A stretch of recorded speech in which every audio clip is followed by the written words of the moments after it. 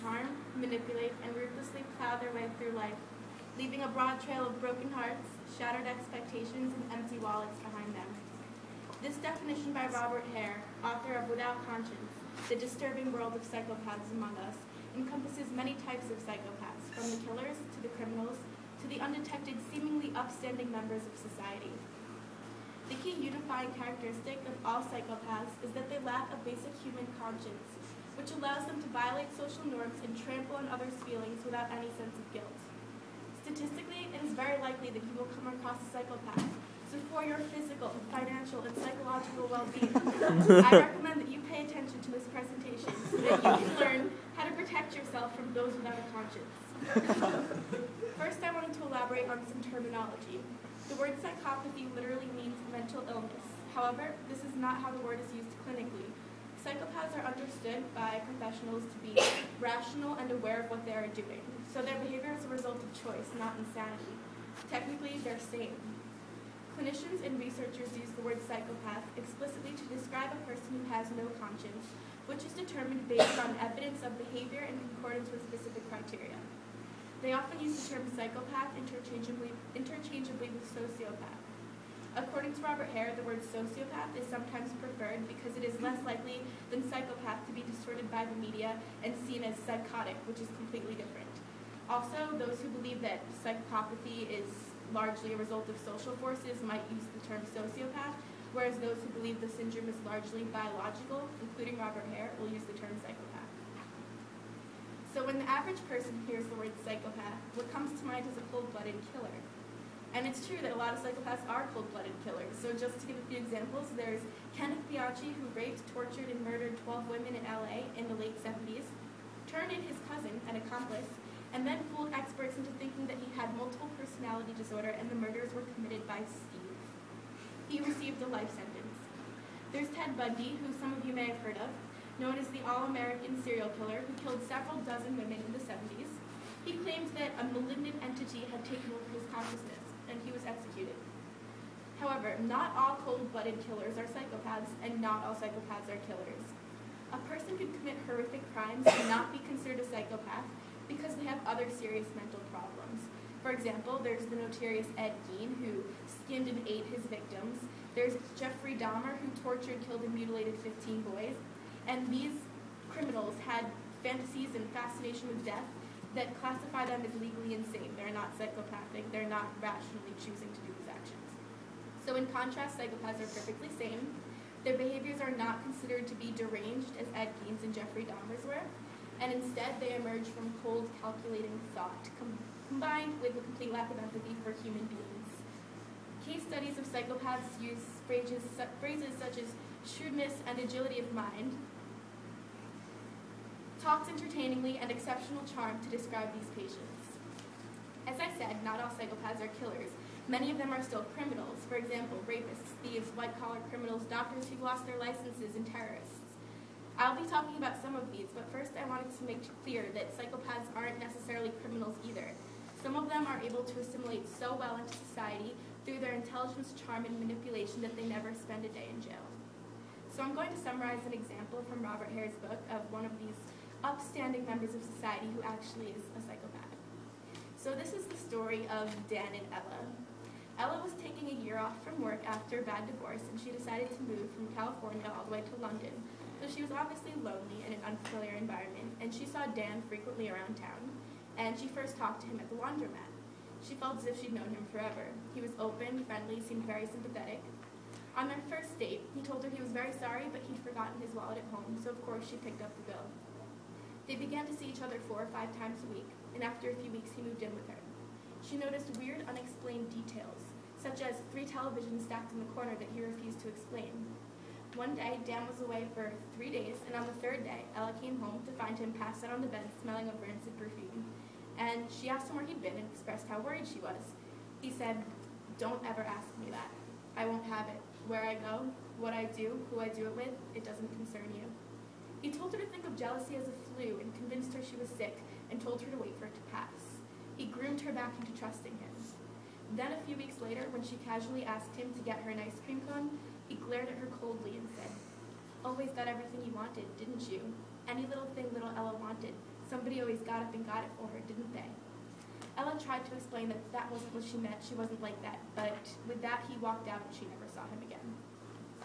You're more likely to come across this type of psychopath than a killer. Dan is the type of person who can walk into someone's life, extract everything desirable from the relationship, that is, money, sex, somewhere to live, most importantly, the power to get someone to trust you, and then walk out once he's done. In Robert Hare's book, I found an extract from an essay signed anonymously, A Psychopath in Prison, and in it he captures the psychopath's elusive tendencies, which explain how he skillfully gains a person's trust. This is how the essay starts. He will choose you, disarm you with his words, and control you with his presence. He will delight you with his wit and his plans. He will smile and deceive you, and he will scare you with his eyes. And when he is through with you, he will desert you and take with you your innocence and your pride. You will be left much sadder, but not a lot wiser, and for a long time will wonder what happened and what you did wrong. So an interesting thing I wanted to point out about this psychopath's characterization of psychopaths is his mention that the psychopath will scare you with his eyes. So when you first meet a normal person, you normally both shift your eyes away from each other. You don't keep boring into their eyes. You don't make long eye contact because you don't want to make the other person uncomfortable. The psychopath that is trying to scare you will not adhere to the social norm. His eyes will bore into you with a cold, unflinching intensity designed to intimidate. He has the ability to use this cold stare as a weapon to help him capture the person he has chosen to use. I also wanted to quickly talk about white-collar professionals, or white-collar psychopaths. So professionals such as lawyers, doctors, teachers, they don't have to work to earn our trust. They're in a position where we're going to trust them automatically, which makes them perfect for psychopaths. Psychopaths will use these positions to satisfy their personal needs. They'll select professions from which they can fake credentials, make up degrees, make up entire years spent at universities, make up past work experience, and break their own recommendations. And people are pretty trusting. They don't get checked out. So they'll pose as counselors, therapists, ministers, and they target the vulnerable. So it's pretty easy to target the vulnerable because people are naturally gullible and people tend to look for the goodness, even though in psychopaths there is no goodness. So I'm going to give a brief overview of some of the key characteristics of psychopaths. Robert Hare helped create this checklist, emphasizes that you shouldn't use these traits to try to diagnose yourself or others, so just a warning. True diagnosis of psychopathy requires training and access to a formal scoring manual. But with that said, here are the traits of a psychopath. They live in superficial. So they may be witty and articulate, and they can be very effective at presenting themselves well. But if you look closely, they might seem too slick and too smooth, and too obviously insincere, too detached. When they portray emotions, it may seem like they are just reading the lines. They know what human emotion looks like, they've seen it, but they can't feel it, and they can just mimic it. They can't experience it. There's also, it's really interesting, very specific to psychopaths, when their lies are discovered, they don't care. They're not embarrassed. They don't experience embarrassment. They'll just lead you on another tangent and completely throw you off because you pointed out their lie, they didn't acknowledge it, so you're kind of confused and you won't keep going. You won't keep trying to prove them wrong. They're also egocentric and grandiose. They're narcissistic with a sense of entitlement and self-worth.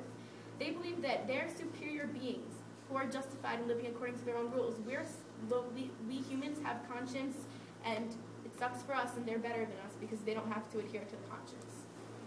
They also have no remorse or guilt. So Ted Bundy, who I mentioned earlier, actually said, when asked about how he felt about guilt, he said, "Guilt, it's very unhealthy. It does terrible things to our bodies." Psychopaths also have no empathy. They are unable, which means they're unable to relate to another person emotionally. So one psychopathic rapist interviewed in prison said, when asked about his victims, "They're frightened, right? But you see, I don't really understand it. I've been scared myself, and it wasn't unpleasant." So when this psychopath says he felt fear, he basically felt very shallow emotion, maybe some very shallow fear, but he doesn't feel the nuanced, sheer horror that his victims feel. He's unable to relate to the victim, and biomedical recorders have actually shown that psychopaths lack the physiological responses normally associated with fear, so he can't be feeling fear, and he can't relate to a victim that feels fear. They see other people as vulnerable since we have a conscience and they don't, but instead of pitying us, they will mock us and try to exploit us. Psychopaths are also deceitful and manipulative. They are proud of their ability to lie, don't care when they're found out, indifferent to being found out as a liar. And the philosophy, as expressed by a psychopath, if you throw enough shit, some of it'll stick. They have shallow emotions. Some claim to experience strong emotions, but they're unable to describe the subtleties or nuances of emotion. For example, they feel lust, they might call it love. Rage is anger, but they can't feel the different degrees of emotion that we feel. These are sometimes referred to as proto-emotions, which are primitive responses to immediate needs. So an immediate need of rage, you'll react with violence. Immediate need for lust, you'll react with sex. That's basically the extent of their emotions. They're also impulsive, so I did it because I felt like it. It's common to hear. So they basically act to achieve immediate pleasure, satisfaction, or relief. They live for the moment, which goes along with poor behavior controls. Highly reactive to perceived insults. They're short-tempered. They may respond to criticism with sudden violence, and they take offense easily. But the difference with psychopathic violence is that this aggressive display is cold. For example, a psychopath can systematically beat someone up. The whole time they're doing it, they're aware of what they're doing. Whereas if somebody maybe gets in a fight with their spouse or there's an outburst, that's rage, that's heated rage, and the person can't really control it. But the psychopath is systematically controlling his actions throughout the encounter. Psychopaths also have a need for excitement, living on the edge, breaking rules. And an interesting quote I found from a female psychopath is, "What I find most exciting is walking through airports with drugs. Christ, what a high." So clearly, psychopaths are easily bored, they're unable to tolerate routine, and they will push the limits as far as they can. There's a lack of responsibility here, of course, and obligation and commitments mean nothing. If they have kids, they're indifferent to the welfare of their children. Performance on the job is erratic, they do what they want to do, and they will gladly use the resources of family and friends to bail them out of trouble. An early sign of psychopathy is cruelty to animals when you're a child. That's like a big red flag. And then there's also, of course, lying, cheating, theft, fire setting, vandalism, bullying, but that can also signify a lot of other things, so it's not definitive. But animal abuse, pretty definitive. The problem with psychopaths in society is that the threat of punishment will not deter them from socially deviant activities. They have no conscience that will guide them and allow them to imagine or care about consequences. So crime is the logical choice. They show no loyalty to any system of rules but their own. They look out for number one, is how it's sometimes phrased. And since they're easily bored and need excitement, they can naturally slip into the role of a criminal. Then it's also pretty bad for society because the recidivism rate, which means repeat offense, is about double that of other offenders. So if you release a psychopath from jail, they'll probably repeat their crime. And this is just a creepy, interesting point that's kind of unrelated, but sometimes a psychopath will partner with someone who is psychotic, like a psychotic killer with schizophrenia or some disease that's uncontrollable, and use them as a killing tool and rationally, and then when they're caught, the pair's caught, he'll completely blame it on the psychotic partner and say that he couldn't control him. But he was using him as a killing tool, and this has actually been recorded and has happened. So some ways besides the traits I mentioned to actually identify a psychopath if you're talking to them, they will frequently use contradictory and logically inconsistent statements. So, for example, when asked if he committed a violent crime, one psychopath said, "No, but I once had to kill someone." Doesn't really add up. And once a psychopath serving a sentence for armed robbery replied to the testimony of an eyewitness, "He's lying. I wasn't there. I should have blown his effing head off." So clearly they have some trouble regulating their speech. This is just like their poorly regulated behavior and reflects poorly regulated mental processes. Their minds aren't really bound by conventional rules and they actually do function differently. Then there's also something interesting called beat movements. A beat is a small, rapid hand movement like this. When you're telling a story and you're using your hands, it doesn't really go along with the story, but if you can't find a word or you're looking for a word. So they facilitate speech and they're used when you have trouble finding words. So it reflects difficulty in converting your thoughts to words, and it's very common if someone's speaking a different language. The interesting thing is, if a psychopath is asked about maybe the way they feel about their family, do you love their family? They'll answer, but they'll use a lot of beat movements. So it kind of suggests that emotion is like a foreign language to them. They'll frequently change topics. They won't answer your questions directly. And if they're caught in a lie, they'll just keep going. They don't care.